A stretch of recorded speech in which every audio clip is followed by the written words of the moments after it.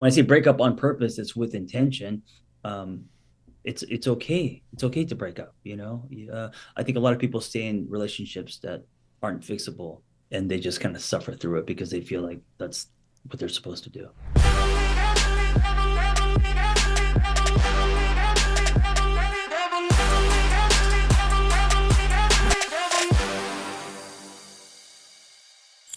So welcome in, everybody. So statistically speaking, one of the three of us is going through a divorce. I know it's not me. I will not assume it of our guest.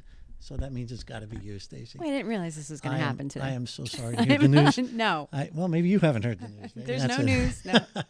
Well, if you're going through a divorce, considering a breakup after a long relationship, today's guest, John Kim, has some advice for you. Put simply, he wants you to do it on purpose. What does that mean?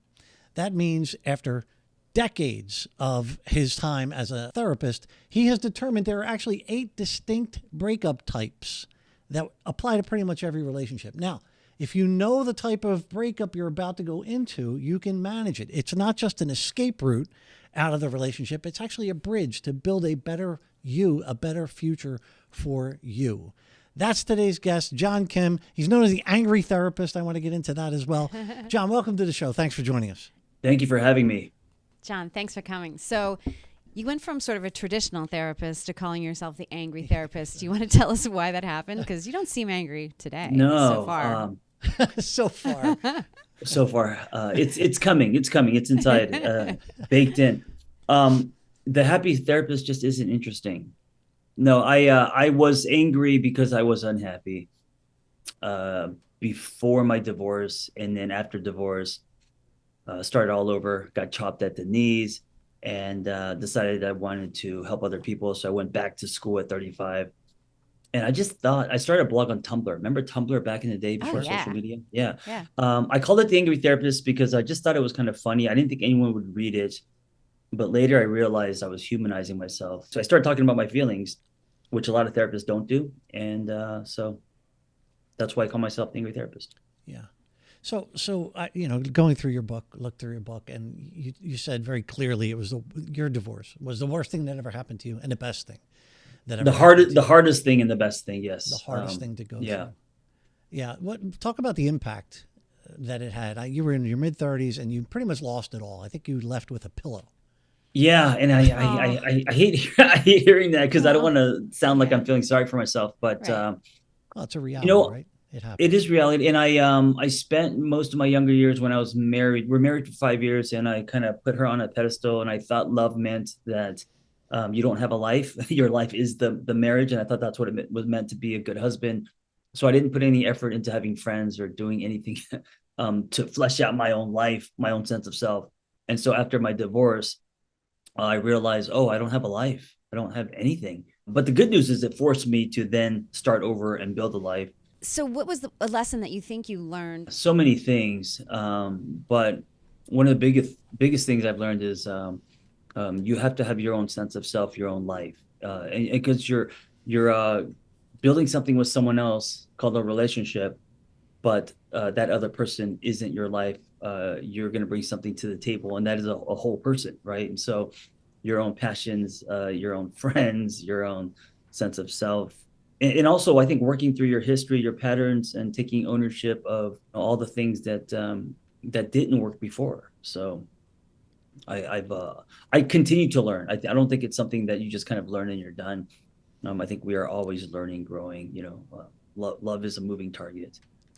That is so true. And you've written books on the topic. So wait, how many books do you have now? I was looking at your website. 8? This is number 6. Number 6. Yeah, okay, number so 6. What was the impetus for the first book?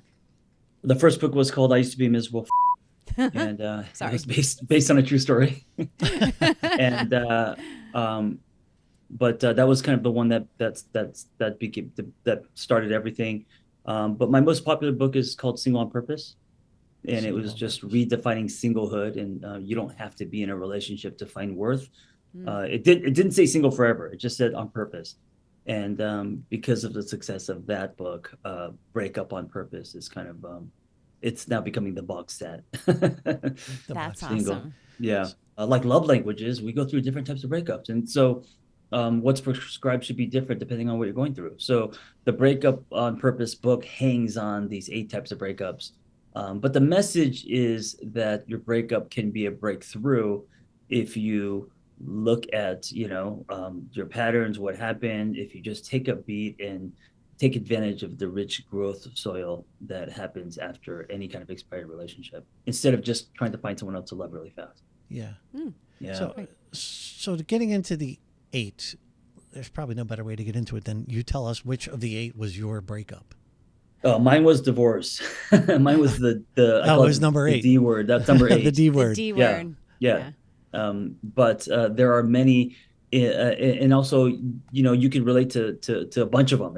You don't have to just pick one. Right. Like the blind-sided breakup.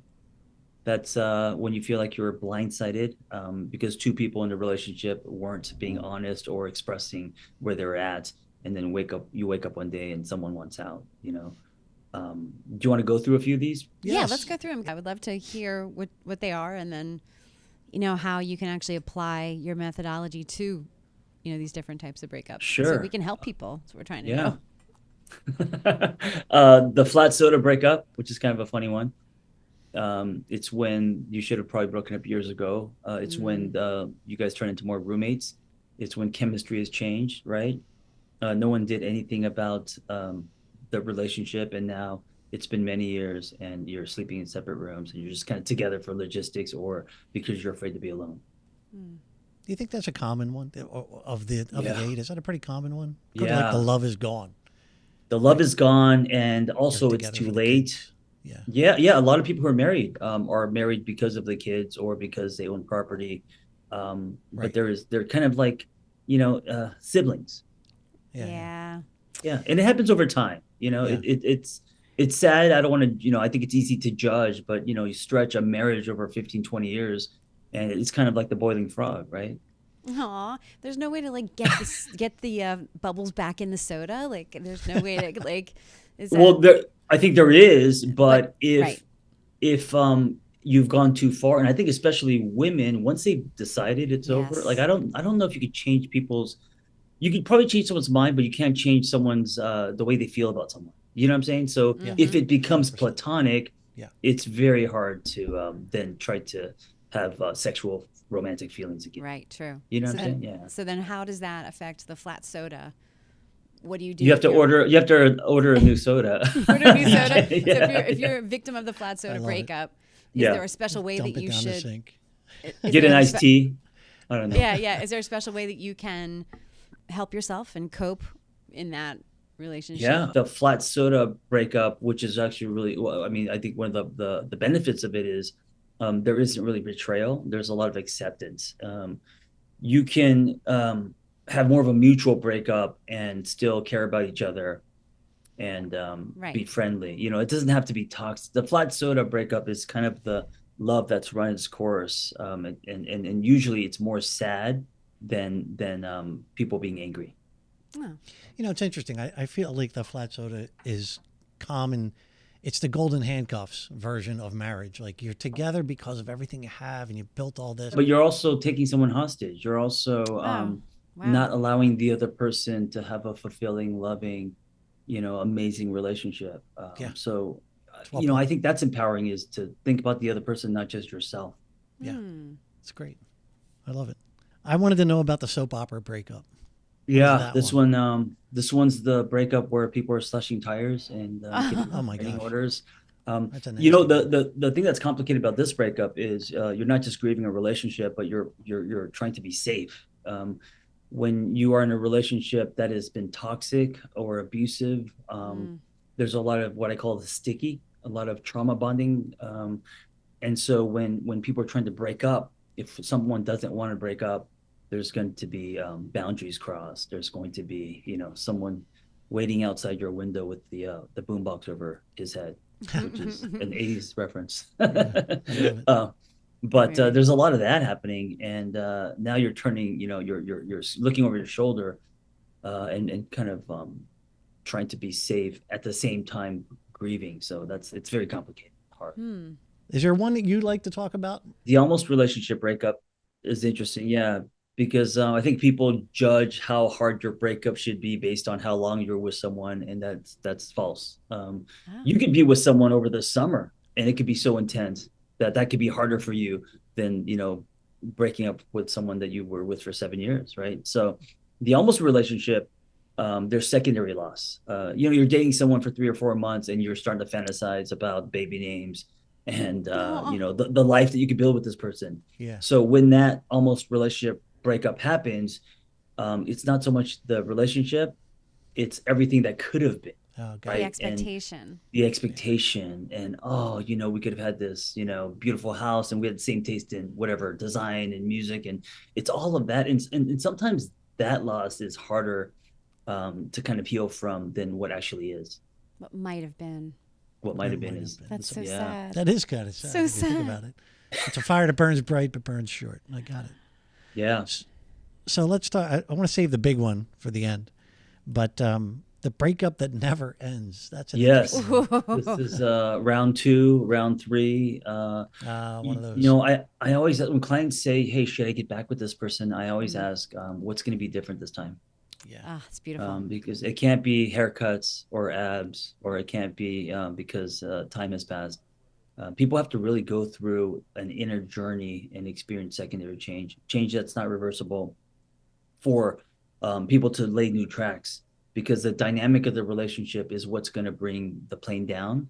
And just missing someone, or just because someone is reading some self-help books, doesn't mean that this is going to be different this time. Is there psychology in why people go back to the same person time and time again? Because I know I've seen it so many times. I mean, friends of mine that we keep saying, Yeah. why are you getting back together with that person? And I mean, there could be underlining things like a trauma bond, the right. bonding through trauma, but then there could also just be like, oh, I left. There isn't much out there. I hate dating Mm. apps. I want to go back. There's also comfort. There's also what smells familiar. A lot of times, we just go back because we feel like there isn't anything out there. The big one is when our hearts were powdered snow and we were young, usually young, maybe in our 20s, and it's a relationship we compare all to, and we compare everything to this one because it felt so big, because um, Yeah. we were young, Right. and it's like that 20s or maybe high school love. But there's a distortion because we play back the highlight reel, and we're playing it back from who we were then, not who we are now. Do you know what I'm saying? So it's like, when you think about your elementary school, you go back and you're like, look how tiny those chairs were. I sat in those chairs. Yeah. And when in my head, I don't see it like that because I see it as a full size classroom. It's because in your head, you're playing it back through the eyes of, that 10-year-old or 7-year-old or whatever. And we do that with love. And so we think the big one, or the quote unquote, the one that got away, which I hate that term. We think that that's the one that, that's what we should strive for, but we don't realize that it wasn't what we think it was.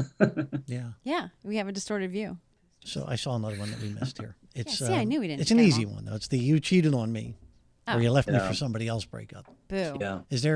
Are there nuances to that, or is it as straightforward as it sounds? No, I think cheating is complicated. I think a lot of times cheating isn't like, if someone cheats on you, it may not even be about you. It's where they're at, their wounds, desires, capacity, whatever. But it's the betrayal piece, right? That is hurtful and damaging. I would say that if you've been cheated on, of course, there's going to be a period where you're going through all the feelings, anger, and all this.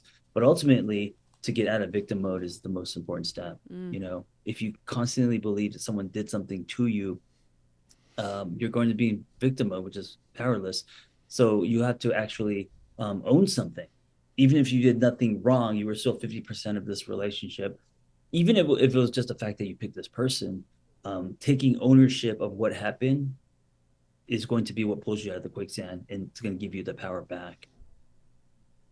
And how do you get somebody out of victim mode when you're working with them in your practice? Because, It's hard. yeah. It is hard. It is hard. Resetting language, obviously processing feelings, creating a space where they could let stuff out without judgment. And then after that, helping them see that they weren't a victim in this, helping them see that they also may have had a part in it, Mm, even if they weren't the one that cheated, which is very hard to hear. Sure. Because there's probably a lot of blaming going on. Yeah. A lot of pointed fingers for sure. of Yeah. course. So let's go to the blind side. I didn't see it coming. Usually there's probably some fault in the person who gets blindsided because they didn't see it coming. There were probably clues. There may have been lack of communication from the person who ended it, Yeah, but there were probably plenty of opportunity for that person to change whatever they were doing. that is There were, true. But not yeah. if you get ghosted. I'm sorry. What? Not if you get ghosted. Like if you Oh, definitely. like you're yeah. like so into somebody and then all of a sudden they're gone, I right? was They're thinking gone. more like you're living together for years. Right, if it's more of a and long-term then, relationship. your wife says, Yeah. I'm out. And you're like, Oh, Yeah. that's a I'm- blind side. What are Yeah. you talking about? Because of Yeah. all these reasons that person had no perception of. What's your I- advice to them? Like take a better self-assessment or really go back and review the history?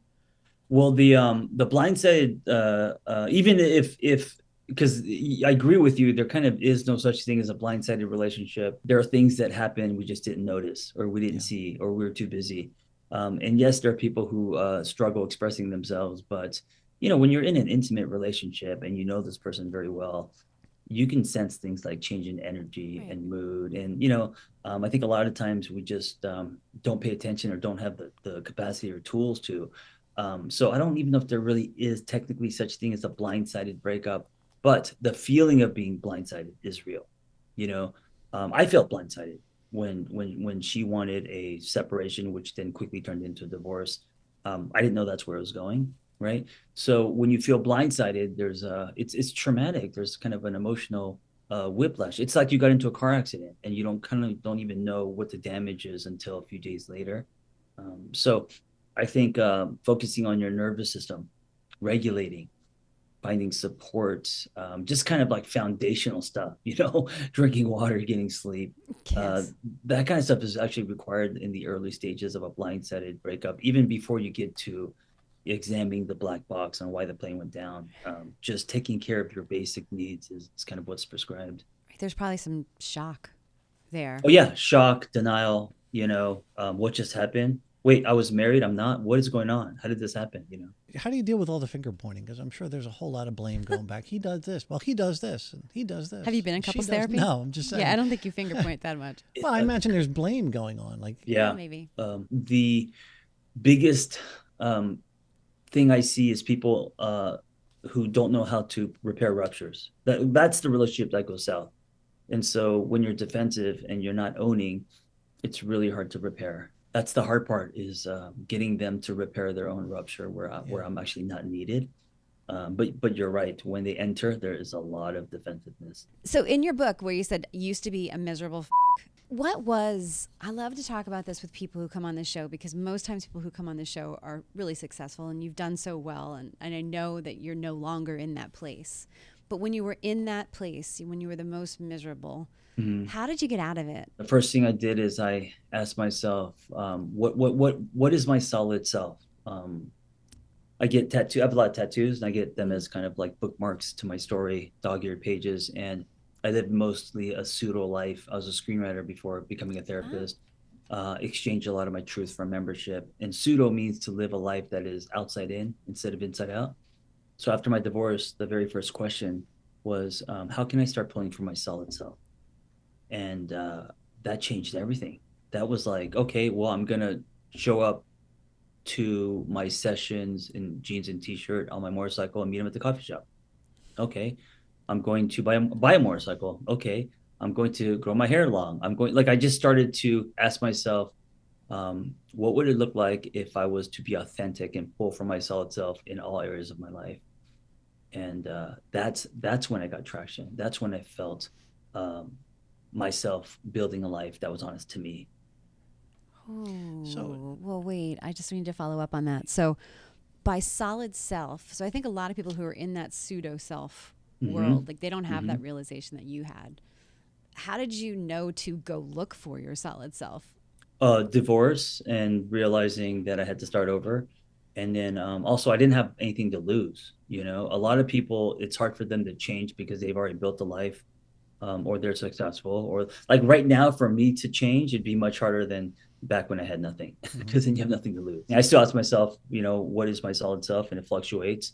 But back then, I didn't have anywhere else to go but up. Correct me if I'm wrong. One of your tattoos is very large font that says the words "resist nothing" on your Yeah. forearm. Yeah, that was my first tattoo. That was your first. Was that post divorce? Was that like a mantra for you to move forward? Yeah, post divorce, it was a tattoo that I was embarrassed about because to have resist nothing on your forearm, that's very shiny, because tattoos are shiny in the beginning. And people would say, "Hey, you got a tattoo." When you get a bad haircut and they just say, "Oh, you got a haircut," and then they don't say anything else. I got a lot of that, and I was like, "What did I do?" But it was a mantra. It was, I think that in our resistance, there is tremendous opportunity for growth, and so it was a reminder to myself to resist nothing, to take whatever that is coming up that you're resisting, and lean into it. Um, Generally speaking. People listening right now, statistically, we'll go back to the beginning.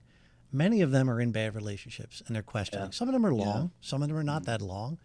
But, we know our demographic. There's older and younger, so it's probably both. What can you say to that person who's just sitting at home saying, should I end this? First question is, what have you done to repair? What have you done to, because you're 50% of any relationship. So instead of just blaming, instead of, so my partner, current partner, she's also a therapist, and she said yesterday she had a couple session, and the man brought in a PowerPoint presentation. Ooh. Oh. It's never happened before. Was it about his wife? That, like, here's what's Yes, wrong with he put a Oh, whole no. yeah, and it was like a scale, and what was working, and it was animated, and That and animation. and she was doing everything she could Oh to my not God, I love like that.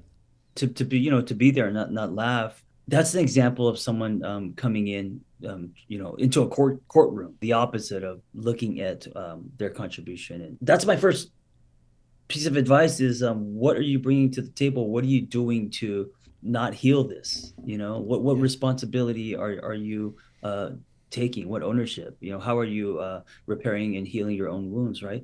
And then after that, if you really are honest, and you're like, I've done everything I think I could at this point in my life, but the relationship container is causing me to now break up with me, then I feel like maybe the relationship has expired. Maybe man, like, when I say break up on purpose, it's with intention.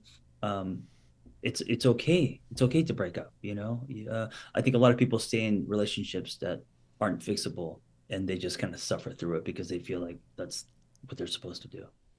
So breakup on purpose is, you're saying, think about it, figure out which category you're in. I'm just trying to, reframe for whoever's listening.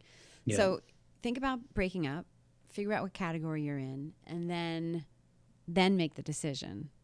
Very No. It's not okay. think about it. It's do. It's like, do everything you can to repair the relationship. Okay. And even at that, if you find that it's no longer honest to you, or it's not repairable, and you guys end up going through a breakup, or what I call an expired relationship, then look at some of these these eight breakups, and then what category do you fall into, and then based on that, here's what's prescribed, because they're all different. You know, Beautiful. like someone going through a blindsided breakup, what's prescribed for them is going to be very different than someone going through, say, a flat soda breakup. I'm sure lots of people out there are single right now on purpose. Yeah. What were you trying to say with that book? Most of my clients, mostly female, frustrated with the dating landscape, and how we meet each other these days. I'm 51, so when I was dating, I grew up where you have to like muster the courage to walk up to someone and ask them out, and then wash your car, and put in the 6-disc CD changer perfectly God. for the gosh. songs to line up.